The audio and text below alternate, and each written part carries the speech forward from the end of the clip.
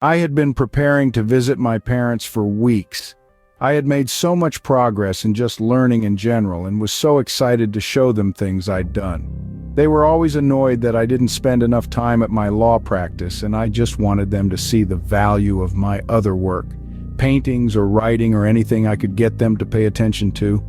My disconnect from the law drove my desire to paint, which made me want to show them I was more than just their son with a law degree. Yet my parents were in no mood for art or abstraction that day. They refused to talk about anything but my lack of financial stability, which they speculated as the cause of countless perceived negations in my life.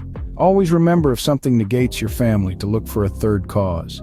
There are other reasons my father and relatives were unable to correct their own negations, which you can be assured I will discuss at length on other occasions, as we can have no regret. We can only understand and appreciate what went before, because without that we would not be who we are. Time only moves forward. Keep your eyes ahead. While my father knew more than he told me, had I known, I would not have reacted in the same way, nor would I have prepared by trying to figure it out. Be grateful for every lesson. But my father's lesson was indeed a negation. He defined his understanding of faith based on what he observed in others, not what he experienced himself. He formed a defensive stance towards spirituality and rejected the instruction he was offered. When his own father died young and he received revelation, he negated his own experience, rationalizing it away as a sign of congenital mental illness, and spent his life fighting God's will.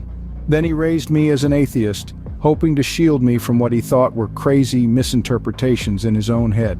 However, despite his resistance, each choice he made and warning he offered provided the keys I needed to unlock each door. But I did not realize that yet. One negation to go. It was the morning of July 6th. I was engrossed in my work, whatever it was, and it was about 5 a.m. I was programming then because I thought it would impress my dad, and I had some program going to imbue the Socratic method into any process.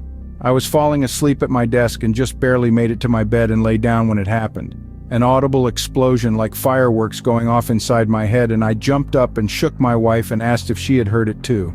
And she said no, but it was the 4th of July 2 days ago, and it's probably just kids lighting them off. At 5 a.m., I felt its echo as I fell asleep.